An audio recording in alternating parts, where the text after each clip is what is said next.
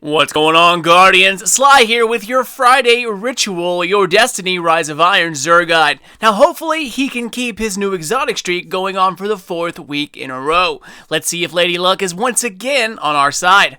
Alright, well, let's get to it, ladies and gents. It's Friday, October 21st, and this is your Rise of Iron Weekly Xursday guide. Hope everyone has been enjoying some of that hard mode loot. You know, it's kind of funny, guys. In normal mode, the start of the raid was easy. Vosik, pretty easy. Then the difficulty stepped up a bit with the siege engine, and then culminated in a halfway difficult boss fight that is Axis. Well, hard mode is a bit different. Starts off with Vosik being the hardest of the fights, then the Zamboni being second, and then finally Axis being the easiest out of them all. Usually, hard mode is completely the other way around. I personally know of a few things they could have done to make the Axis fight a little bit tougher, but that's for another day. In any case, if you're struggling with hard mode, and don't worry guys, every team out there is wiping a few times before nailing it down, then check out all of my raid guides in my Wrath of the Machine raid guide playlist. I have all the normal guides, all the chests, as well as how to beat each boss on hard mode. They are all separate videos for each boss, and it's the exact same tactics we used to get past each part more than once.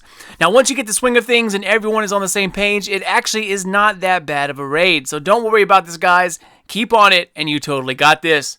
Speaking of got, I just got to the tower, and as you can see, Xur's gang tag and flowers are in full force today, and that means he is definitely here at the tower.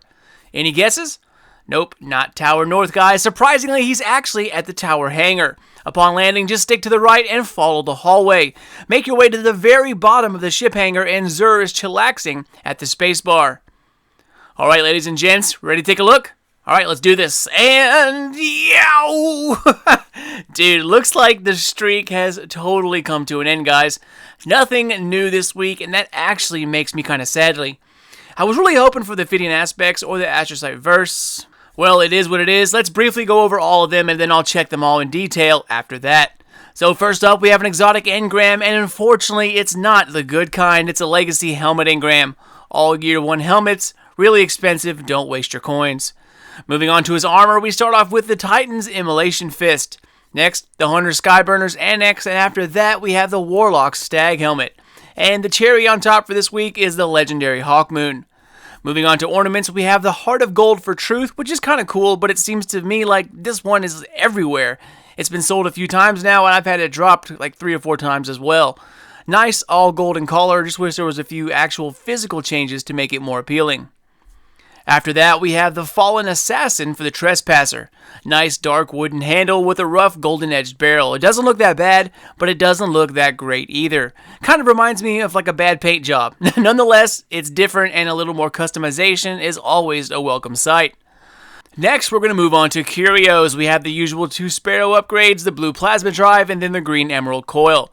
Then the usual 3-pack of heavy synths, the 5-pack 3 of coins, the 3-pack of underused glass needles, and then the worst idea in Destiny down here at the bottom. Alright, well, let's take a deeper look at these bad boys, and of course, we're starting off with the Immolation Fists. Exotic perk is called Accelerate, unlocks the Sunbreaker's node Explosive Pyre for free. Enemies brought down by your hammers explode, chaining fiery solar damage to other enemies. 71 intellect, and of course, you can specialize in that or add a little bit of strength. Secondary perks are Rain Blows, increased melee attack speed, or Impact Induction, bonus grenade energy on melee hits. Finally, like most gauntlets, these give you some kind of reload bonus, and here you can choose between extra scout rifle reload speed or extra shotgun reload speed. Guys, the Immolation Fists are kind of in a bad place. They help you by giving you reload speed and increased melee, but the exotic perk is something you can already do without these gauntlets. Having them, it does free up a node, allowing you to choose something else in your subclass node. They do work, they are fun to mess around with, but they don't exactly necessitate the use of an exotic slot. There are other exotics out there that are way more powerful and should be used before thinking of equipping these guys. Alright, next let's take a look at some of the hunter gear, and we're checking out the exotic helmet, the SKYBURNERS ANNEX. Exotic perk is called Versatile Shooter. Heavy weapon kills have a chance to create orbs. Orbs collected when your super is full grant chance for special ammo. 4440 intellect discipline, and of course you can choose one to specialize in. Secondary perks are hands-on, bonus super energy from melee kills, and heavy lifting, bonus super energy from heavy weapon kills, and finally, the other terrible helmet perk, invigoration, bonus melee energy from orb pickup. Now, the Annex is a different kind of helmet, more of a showpiece or something to be used for a certain situation and then swapped out, rather than a helmet that stays on, for the whole time. I use it during the Siege Machine when clearing ads with the sword. You end up dropping quite a few orbs your team could really use at that point. After that, it's pretty much a put away until next week's raid. It looks cool, but unfortunately, it has limited function. So unless you need a placeholder exotic, I would hold off on this as well. It's nothing you cannot live without. Alright, next up, our last exotic armor piece for the weekend, and that is the Warlock's helmet, the Stag.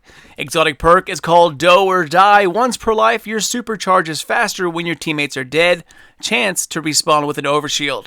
44/44 discipline strength, and of course you can choose one to go a little bit higher. Secondary perks are Inverse Shadow, increased super energy from killing minions of darkness, or Second Thoughts, increased super energy from killing minions of darkness with special weapons, and finally, the last terrible helmet perk, Innervation, bonus grenade energy on orb pickup. The Stag is a total PvP helmet. Like the Annex, it comes in handy during some situations, but it's not something you should be wearing all the time. Mostly, it's a 3v3 playlist type helmet. Skirmish, Trials, Salvage, that's where this helmet really shines. However, if you read what it says, it has the word chance in it, or once per round, so while this may have some decent perks, they're not really reliable enough to take up an exotic slot, at least in my humble opinion.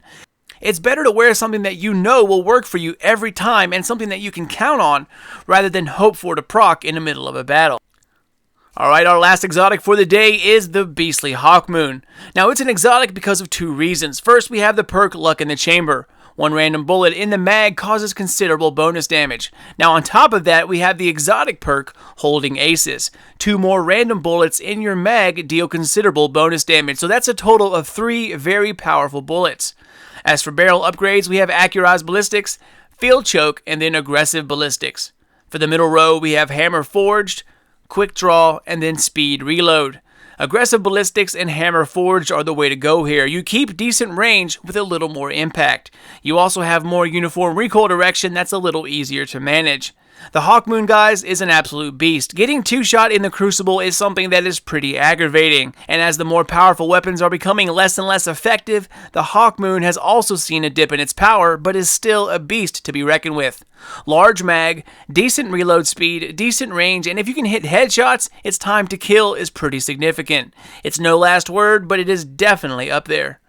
If you don't own it and you're slowly becoming a hand cannon guy or girl, then this is something you need to buy first. Definitely the buy of the week here, and probably one of the sexiest weapons in the game. If you do own the HAWKMOON, then your next best bet is to grab the SKYBURNERS Annex for the Hunter. The rest are something that really aren't worth your time. But that's it, guys. Another Xursday in the bag, and if some of you were here in year 1, then you might remember the Flight of Shadows Xur sold, but the trick was you had to wear the Jackalite on your head while visiting Xur to be able to see it a couple Halloweens ago. It would be nice to have something else like that for next week when Festival of the Lost comes around, but as always, we'll just have to wait and see. As always, a total pleasure, Guardians. Hope the hard raid has been treating you guys well and that you are slowly collecting all the gear, one step at a time. Keep an eye out for more vids coming out of Sly Nation here really soon. But until then, y'all, this is your boy Sly. Done, gone, out.